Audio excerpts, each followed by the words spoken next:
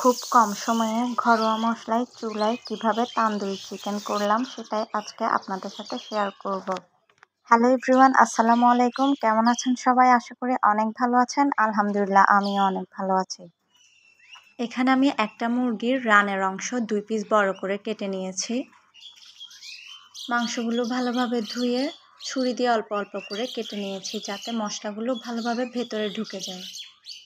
প্রথমে একটা বাটিতে 2 টেবিল চামচ টক দই, 1 টেবিল চামচ রসুন বাটা, 1 টেবিল চামচ আদা বাটা, স্বাদ মতো লবণ, 1 টেবিল চামচ মরিচ গুঁড়ো, 1 চা চামচ ধনিয়া গুঁড়ো, 1 চা চামচ জিরা গুঁড়ো,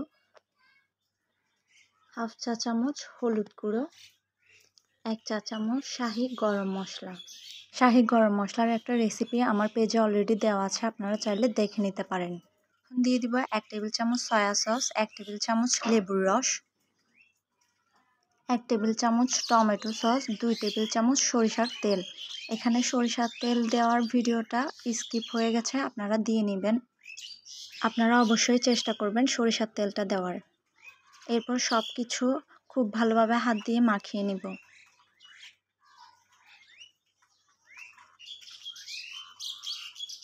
মশলাগুলো ভালোভাবে মাখিয়ে নেওয়া হয়ে গেলে এখানে দিয়ে দেবো অল্প একটু রেড ফুড কালার। আপনারা চাইলে ফুড কালারটা স্কিপ করতে পারেন, দিলে কালারটা সুন্দর আসবে। এরপর চিকেনের পিসটুকু দিয়ে ভালোভাবে মাখিয়ে নেব। এমনভাবে মাখাতে হবে যাতে মশলাগুলো মাংসের ভেতরে ঢুকে যায়।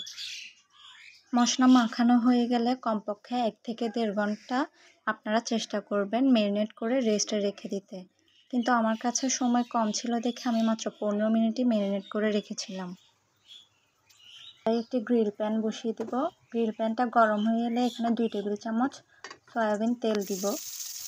আপনাদের কাছে গ্রিল প্যান না থাকলে আপনারা যে কোনো ননস্টিক প্যানে এটা করে নিতে পারবেন। এরপর দিয়ে দিলাম বাটার। বাটারটা গলে আসলে এখানে চিকেনগুলো দিয়ে দিব। প্রথমে চিকেনগুলো হাই হিটে 1 মিনিট করে দুপাশ ভেজে নিয়েছি। 1 মিনিট করে দুপাশ হাই হিটে ভেজে নেওয়ার পর চুলার আঁচটা লো মিডিয়ামে রাখবো। হাই হিটে 1 মিনিট ভেজে নিলে চিকেনের উপরের অংশটা কিছুটা মসৃণ হবে। কিছুক্ষণ পর চিকেনটা উল্টিয়ে দিতে হবে। একটু পর চিকেনের গায়ে বাটার ও তেলগুলো ব্রাশ করে দিব, না হয় চিকেনের উপরের অংশটা ড্রাই হয়ে যাবে। আপনারা চাইলে বেঁচে যাওয়া মশলাটাও অল্প অল্প করে ব্রাশ করে দিতে পারেন। খুব অল্প সময় ম্যারিনেট করে রাখার জন্য আমি এখানে চিকেনটা লো হিটে আধা ঘন্টা পর্যন্ত রান্না করে নিয়েছি। তবে আপনারা যদি 1 থেকে 1.5 ঘন্টা এটা ম্যারিনেট করে রাখেন তাহলে আপনাদের এটা কুক করতে সময় লাগবে মাত্র 20 মিনিটের মতন। তৈরি হয়ে গেল মজাদার তান্দুরি চিকেন। টিল দেন, আল্লাহ হাফেজ।